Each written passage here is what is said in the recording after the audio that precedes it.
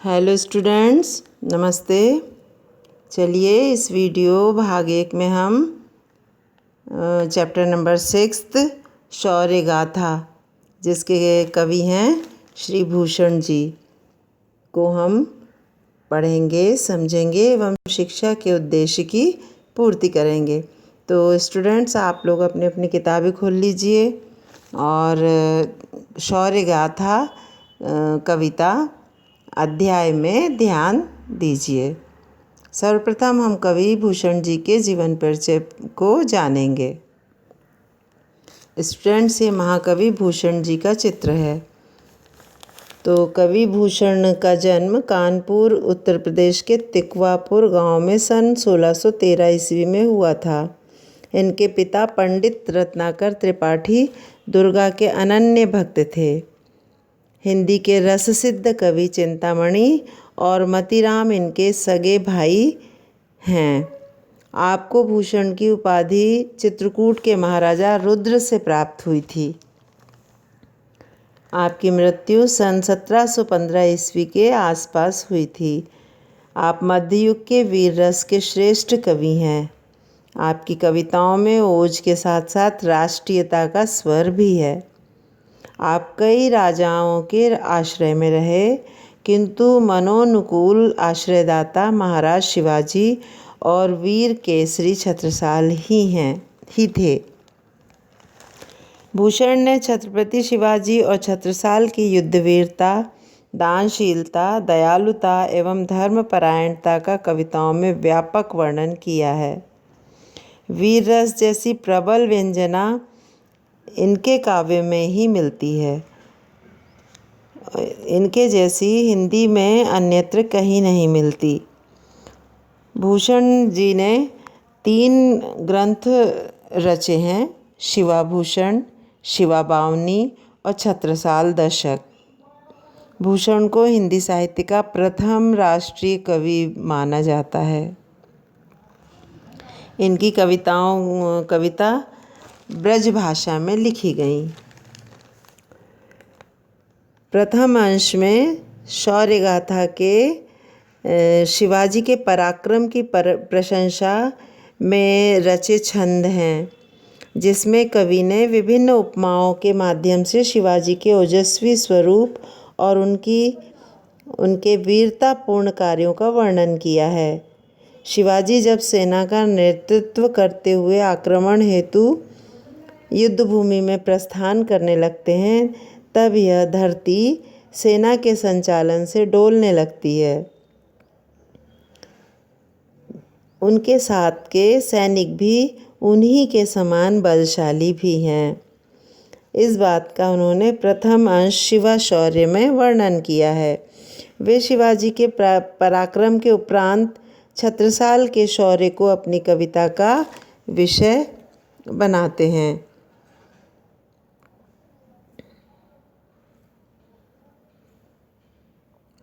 ये राजा छत्रसाल हैं। इन्हें ये छत्रसाल के शौर्य को अपनी कविता का विषय बनाते हैं। वे छत्रसाल की चर्चा करते हुए उनकी तलवार की शक्ति को अनेक उपमाओं से व्यक्त करते हैं। उनकी बर्छी भी अपनी तीक्ष्णता से कम नहीं है। इस प्रकार से कविता में शिवाजी और छत्रसाल की वीरता का वर्णन ओजपूर्ण आलंकारिक शैली में किया गया है।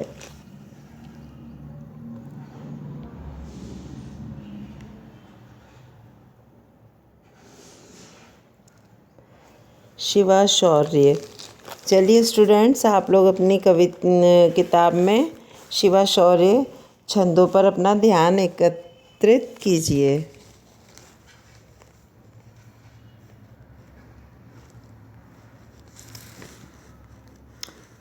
ये महाराज शिवाजी हैं, जो बड़े पराक्रमी और बड़े वीर थे।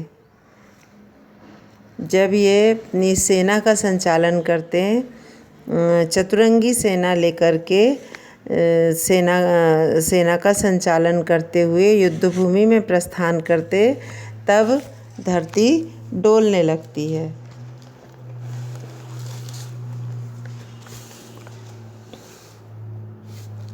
साज चतुरंग सैन अंग में उमंग धारी, सरजा शिवाजी जंग जीतन चलत हैं। भूषण नाद भनत नाद विहद नगारन के, नदी नद मद गैबरन के रलत हैं। ऐल फैल खैल भैल खलक में गैल गैल, गजन की ठैल पैल सैल उसलत हैं। तारा सो तरनी धूरी धारा में लगत जीमी, थारा पर पारा पारावार यूँ हलत हैं। कवि कहते हैं कि सरजा शिवाजी, महाराज शिवाजी जब अपनी सजी धजी चतुरंगी सेना लेकर और उत्साह के साथ युद्ध जीतने के लिए प्रस्थान करते हैं। चतुरंगी सेना हाथी, घोड़े, रथ और पैदल से सजी हुई सेना लेकर उमंग के साथ जब उत्साह के साथ सब युद्ध जीतने के लिए प्रस्थान करते हैं, तब कवि कहते हैं भूषण भनत नाद विहद नगारन के। तब भूषण कहते हैं कि नगाड़ों की आवाज़ बहुत ज़ोर शोर से होने लगती है। नदी नद मद गैबरन के रलत हैं, और नगाड़ों की आवाज़ से जो गैबरन यानी हाथियों में जोश भर आता है, जिनसे उनके मद बहने लगता है। मद यानी पसीना, और वह भी नदी नाले के समान बहने लगता है। ऐल फैल खैल भैल खलक में गैल गैल। ऐल फैल यानी चारों तरफ, खैल भैल यानी खलबली, खलक में गैल गैल यानी संसार, खलक यानी संसार, संसार की गली गली में चारों तरफ खलबली मच जाती है। गजन की ठेल पेल सेल उछलत हैं, और हाथियों की धक्का मुक्की से पर्वत उखड़ कर धाराशायी होने लगते हैं। तारा सो तरनी धूरी धारा में लगत जीमी, और तारे के समान सूर्य दिखाई देने लगता है। धूरी धारा, धूल धूसरित वातावरण में सूर्य तारे के समान धुंधला और छोटा दिखलाई देने लगता है। थारा पर पारा पारावार यूँ हलत है। पारावार यानी समुद्र। पारावार इस तरह हिलता हुआ दिखाई देता है जैसे कि थाली में रखा हुआ पारा हिलता दिखाई देता है। कहने का भाव यह है कि छत्रपति शिवाजी अत्यंत वीर पराक्रमी हैं। जब वे युद्ध का संचालन करते हैं तो संसार में पूरी पृथ्वी में हलचल पैदा हो जाती है। फिर आगे कवि कहते हैं छूटत कमान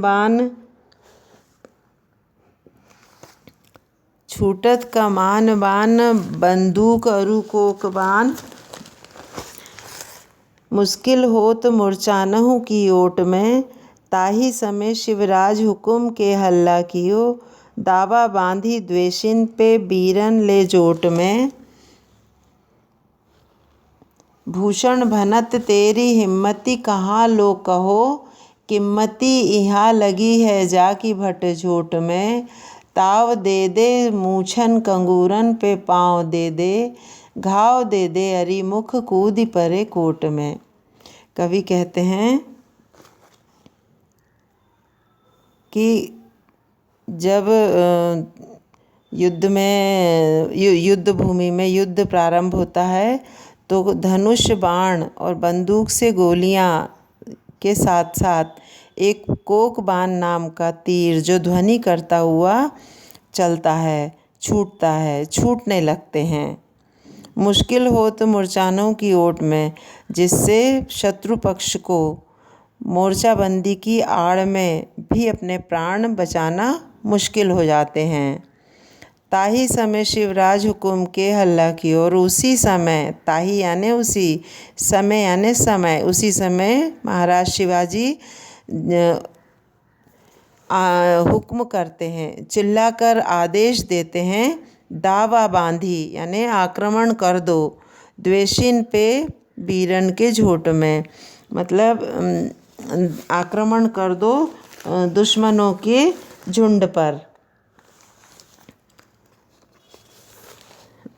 भूषण भनत तेरी हिम्मती कहाँ लो कहो, भूषण कहते हैं, भूषण कवि कहते हैं कि मैं कहाँ तक तेरी वीरता का वर्णन करूं।